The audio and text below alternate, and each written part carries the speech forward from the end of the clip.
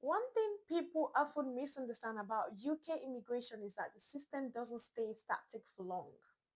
Every few months, the government releases what's called a statement of changes to the immigration rules.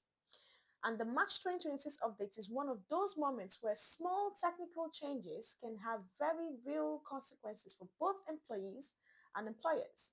Okay, these updates can affect things like salary thresholds, visa eligibility criteria, compliance requirements for sponsors, and even an English language expectation. So for workers, these changes mean something very practical. It's not enough to rely on what the rules were when you first arrived in the UK. Okay? Immigration rules evolve. And sometimes eligibility for extensions, sponsorship, or settlement can depend on the rules that apply at the time you make your application and not when you first entered. If you got into the UK in the year 2018, 2019, 2017, things have changed and you need to stay updated. The laws are evolving. You need to stay on top of it. For employers, these statements of changes also trigger compliance checks. Okay, companies that sponsor workers have to regularly review if their salary structures, job descriptions, and reporting duties still meet the updated requirements. Because sponsorship isn't just about issuing a certificate and moving on.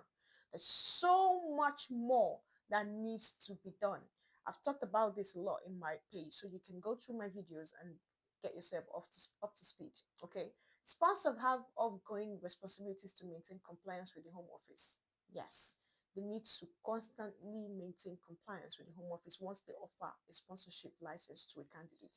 That's why immigration updates like this Mark 2026 statements matter. So they're not just technical policy documents. They shape the way organizations hire internationally, how workers plan their careers, and how immigration compliance operates inside the workplace in the UK. So if you got your visa, sponsorship license in, let's say, 3 years ago, things might begin to start changing with your employer in how they remain or how they stay compliant with the Home Office. If you've been in this country for 4 years past time, 3 years ago, and you have not received or gotten your ILR, things are changing. Stay up to date. I hope you found this helpful, and I will see you in my next video.